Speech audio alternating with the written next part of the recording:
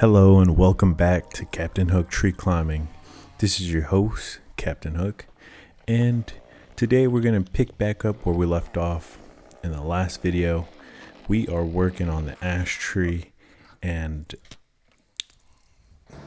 very quickly here, just going to take off that pulley, let my guys know that they did a great job. And it's very important to let them know that because you uplift them. So, doing that for them does two things. It makes them feel better, and it makes you feel better for doing something kind. So, it's a win-win. Here, just highlighting the fact that this pulley weighs 3¼ pounds. Alright?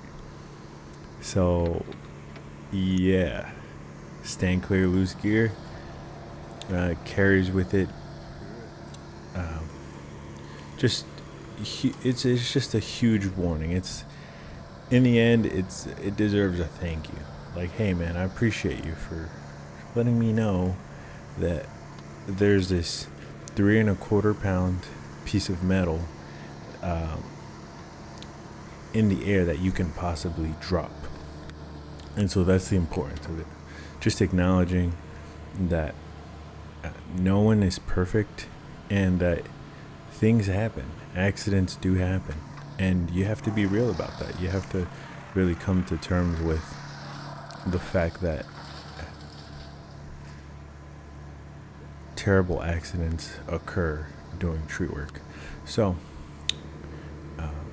yeah, there's your little dose of wake me up, man. Because I know we all need it. Sober you up real quick.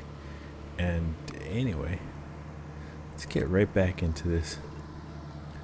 Here, I'm just gonna take a look at this technique we're doing.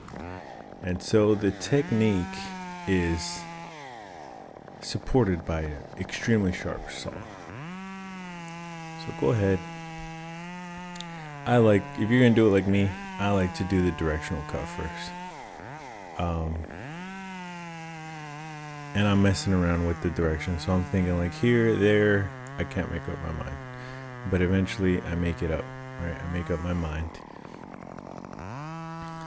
I use the curve of that directional cut as a little window to kind of line up the bar, that shelf cut, with the directional cut, and then that way we can just avoid any bypass in the cut, and basically just have some nice clean notches. I mean, more than anything, I like them to look pretty, but they do serve a good purpose, and you avoid creating a snap cut, right?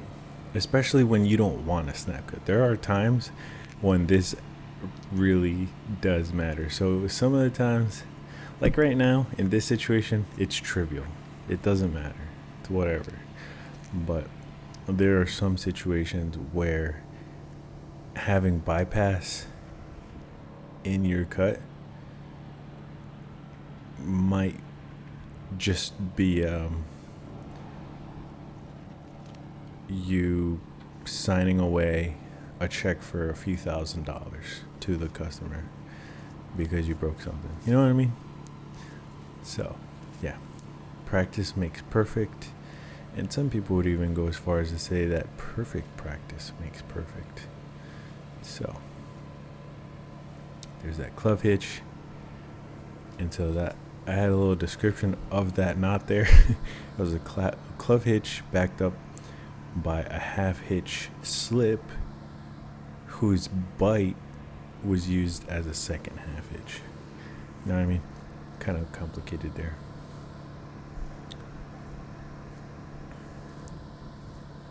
But all that just to tuck away that tail. That bite.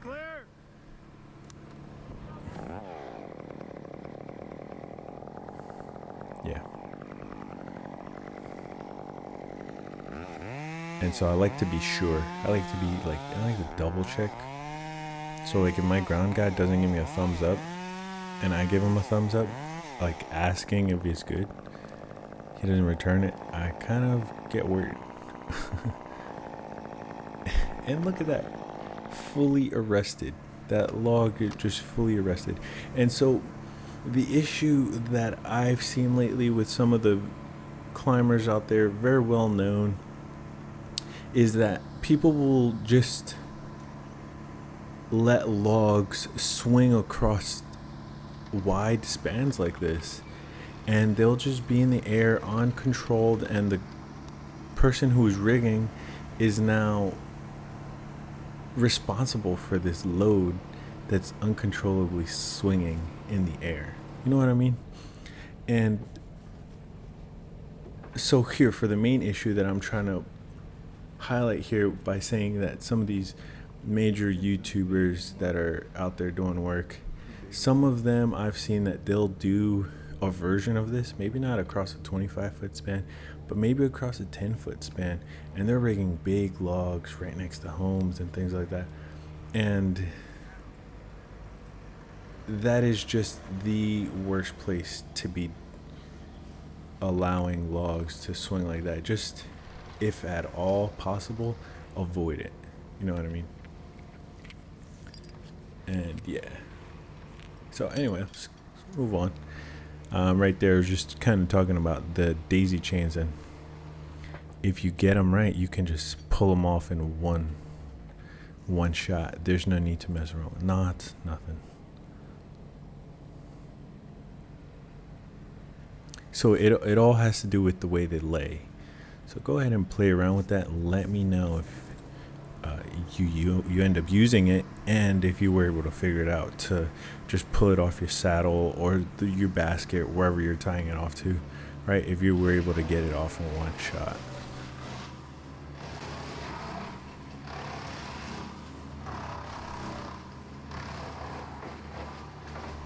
So there goes Johnny.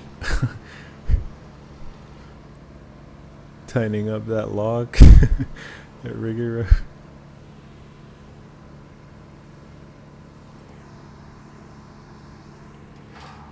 What's going on here?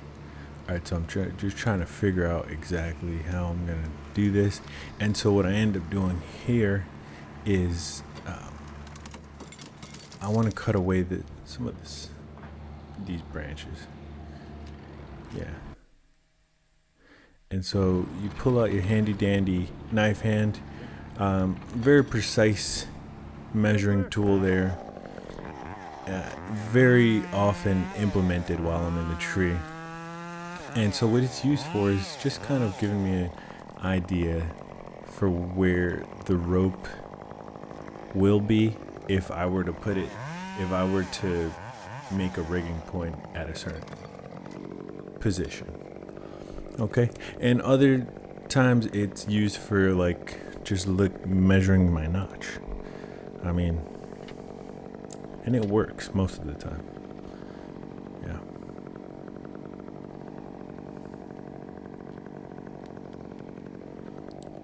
So the butt tie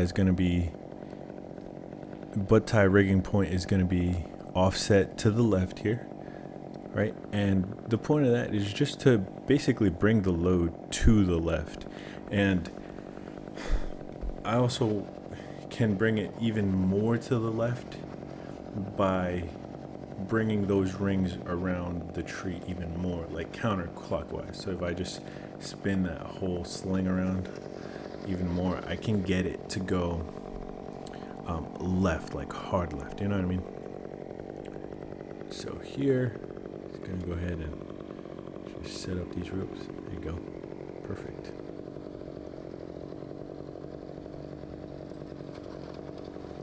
All these sticks, man. All these sticks. Are you kidding me?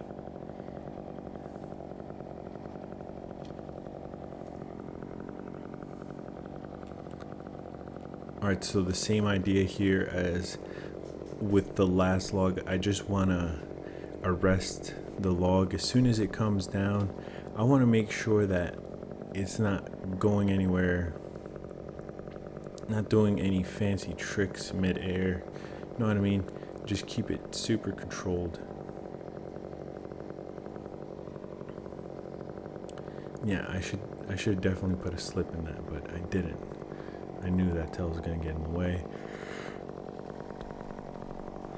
Yeah, go ahead and fix that. Yeah, that's what I meant to do the first time, but anyway.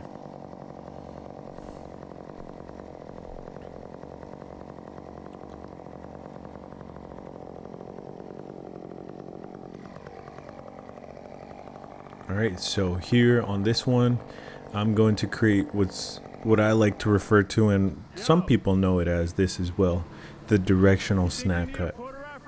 So, yeah, asking Mike that question just basically means take a rap, man.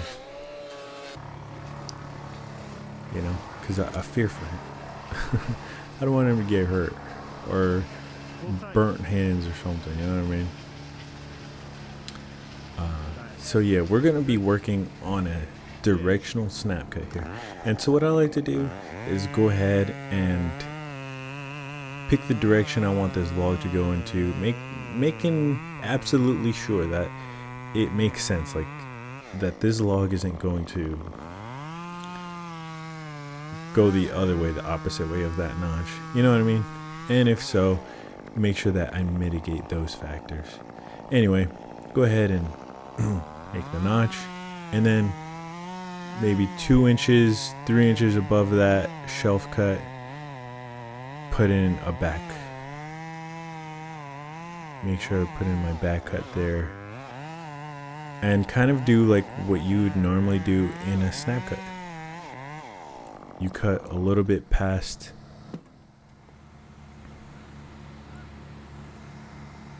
that point where your directional cut and the shelf cut of your notch meet, right?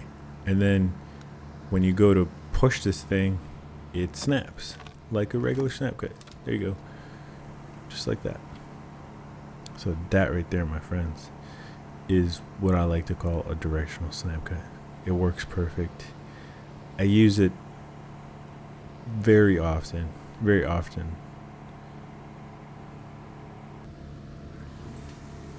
Alright, so we're gonna spin this thing around. So I love that about this basket. Like, you can actually spin the basket itself. And it is just such a cool machine here. So they send me some cool knots, man, for real. These guys are awesome. Making sure they send me, they put a slip in the knot so that, or in the rope so that it doesn't go through the rings. And then on top of that, they're tying back the other rigging rope, which is about 25 feet away. I mean, they're just awesome.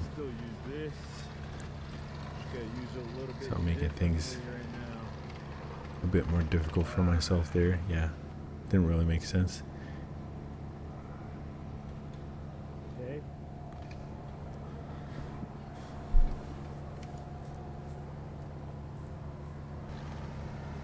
Alright, so there goes our butt tie. Tip tie, butt tie. Yeah, buddy. Let's rig across this span now. And I was thinking about this, and this is some kind of a variation of the span rig, except for it is different. So we're rigging across the span, and so this kind of deserves its own kind of a name. However, it still remains in that same domain. A lot of rhyming going on here. Jesus. Nah, not the whole thing. So, yeah. As we come down further and further, this span rigging is going to really help us. And right now, you guys are going to see the value of it. We're going to get so close to this shed here. So close.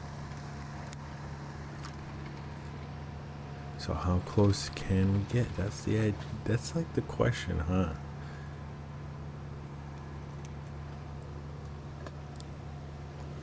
Yeah. Let's tuck that away.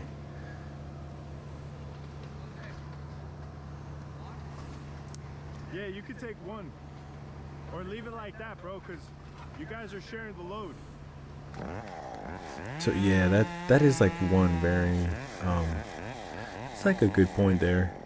Having ground guys that already know, like, yeah, you know, Johnny's got part of the load, I'm gonna have the other part, is just awesome, man, because it really streamlines things.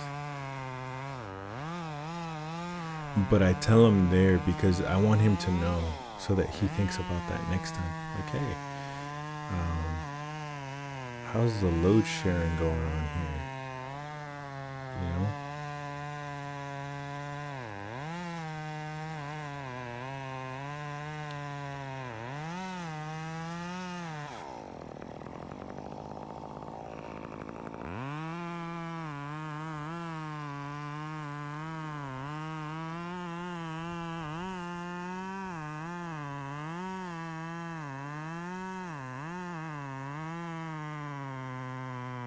Alright, so here we are definitely gonna have to like push this thing.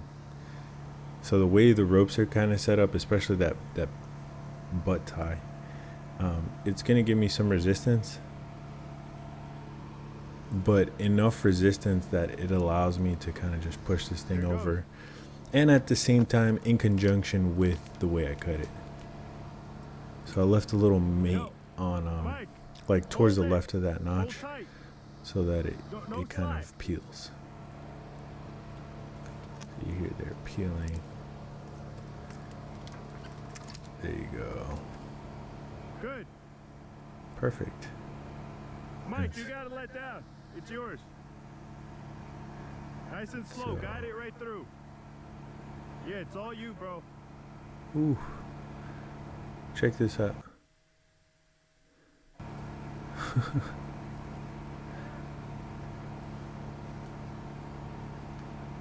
And so if I didn't offset that butt tie, this wouldn't have been possible. That clearance there wouldn't have existed. And with that, guys, we're gonna end the video. Thank you so much for coming back once again, and remember, we have a giveaway going on. Don't forget to comment, like, and subscribe. Peace, y'all.